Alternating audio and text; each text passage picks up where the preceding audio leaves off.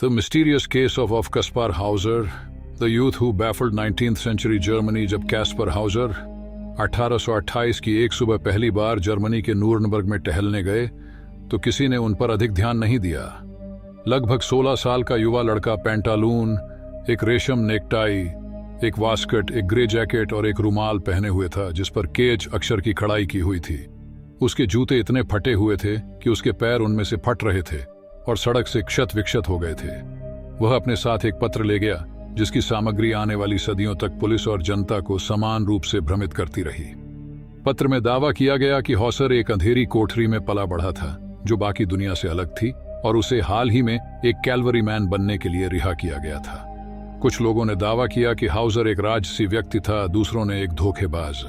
आज तक हॉसर की पहचान अज्ञात बनी हुई है और उसका अंत भी उसकी शुरुआत की तरह ही दुखद और रहस्यमय था। 26 मई 1828 को हॉसर अपने साथ 2 पत्र लेकर नूरनबर्ग शहर में दाखिल हुए। एक 6वीं घुड़सवार सेना रेजिमेंट के 4वें स्क्वाड्रन के कप्तान कैप्टन वॉन वेसेनिक को संबोधित था और दूसरा कथित तौर पर उनकी मां की ओर से उनके पूर्व कार्यवाहक को लिखा गया था।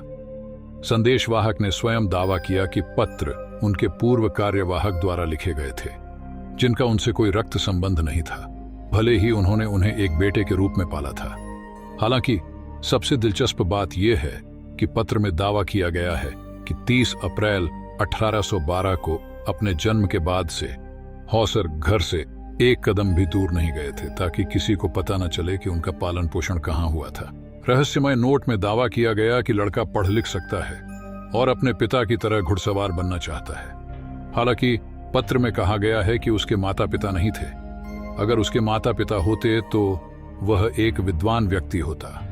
पत्र का अंत अशुभ रूप से लेखक द्वारा यह कहते हुए हुआ कि अगर वह खुद हाउजर को न्यूरनबर्ग ले जाता तो इसकी कीमत मुझे चुकानी पड़ती। वीकमैन नाम का एक मोची हॉसर को कैप्टन वॉन वेसेनिक के घर ले गया जिसे एक पत्र संबोधित किया गया था।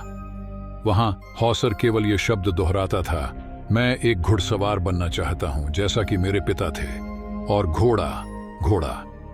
किसी भी अन्य प्रश्न का उत्तर पता नहीं में दिया गया। इसके बाद वेसेनिक लड़के को पुलिस के पास ले गए जहां पर्यवेक्षकों ने बताया कि यद्यपि उसने ऐसा व्यवहार किया जैसे कि वह एक बच्चा हो, वास्तव में वह ऐसे चलता था जैसे कि वह एक बच्चा था जो अभी सीख रहा था। वह स्पष्ट रूप से पागल या बेवकूफ नहीं था।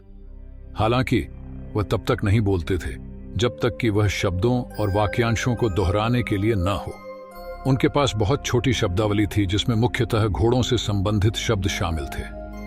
अजीब बात है, हालांकि यात्रा के दौरान उनके पैर क्षतिग्रस्त हो गए थे लेकिन वे हाथ की हथेली जितने मुलायम थे जैसे कि नूरनबर्ग की यात्रा से पहले उन्होंने कभी जूते नहीं पहने थे। परिणाम स्वरूप उसे अगले 2 महीनों के लिए आवारा के रूप में शहर की जेल में रखा गया। डेड मिसिव ने एक परेशान करने वाली पिछली कहानी साझा की है। हिरासत में रहते हुए हाउजर उससे मिलने वाले किसी भी व्यक्ति को परेशान करता रहा। हालांकि मेयर ने दावा किया कि वह प्रगति कर रहे हैं। हॉसर को रोटी और पानी के अलावा सभी भोजन और पेय से घृणा थी।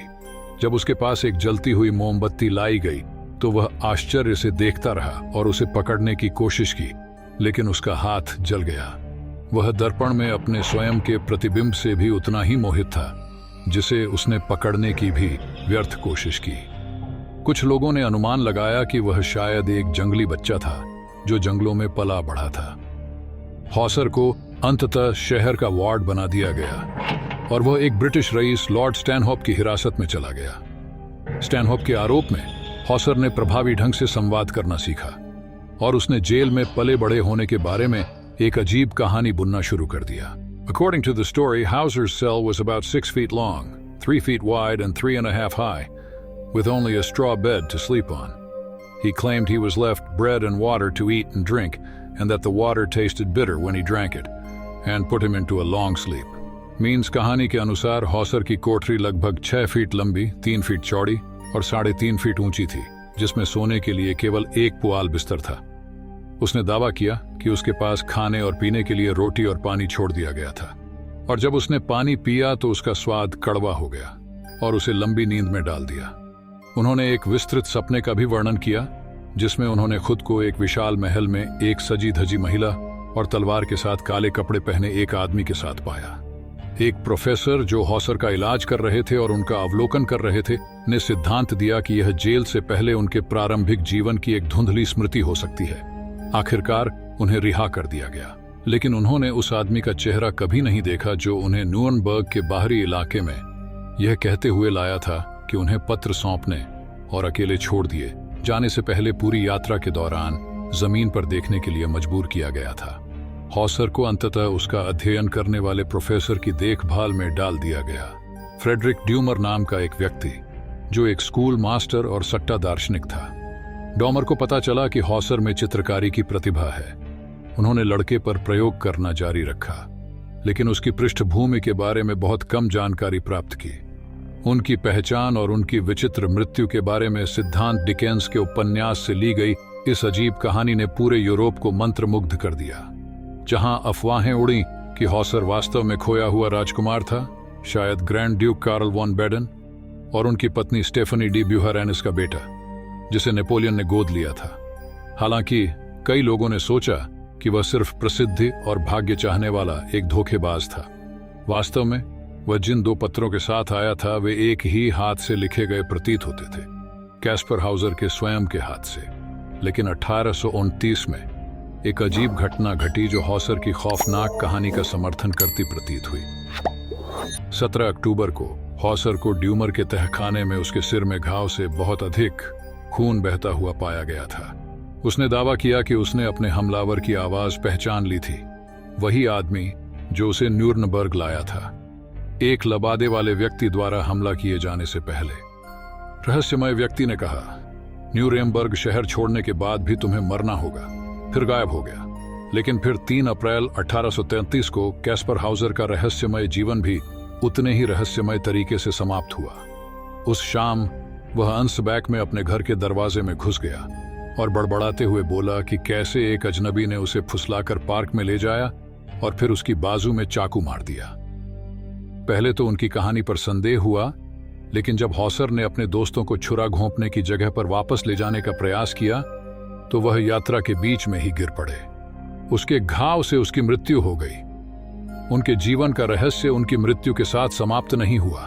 1998 में उसके खून से सने शर्ट के नमूने और डी ब्यूहरनेस के 2 जीवित वंशजों के रक्त के नमूनों का उपयोग करके डीएनए परीक्षण से पता चला है कि वह वास्तव में बाडेन का राजकुमार नहीं था।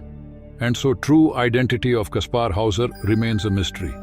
फिलहाल आज की वीडियो यहीं तक थी। अगर आपको वीडियो अच्छी लगी हो तो लाइक करें, सब्सक्राइब करें और क्लिक करें बेल आइकॉन को ताकि आप ऐसे ही वीडियो को देख सकें। चलिए मैं अभी आपसे विदा लेता हूं। अब मिलते हैं नेक्स्ट वीडियो में।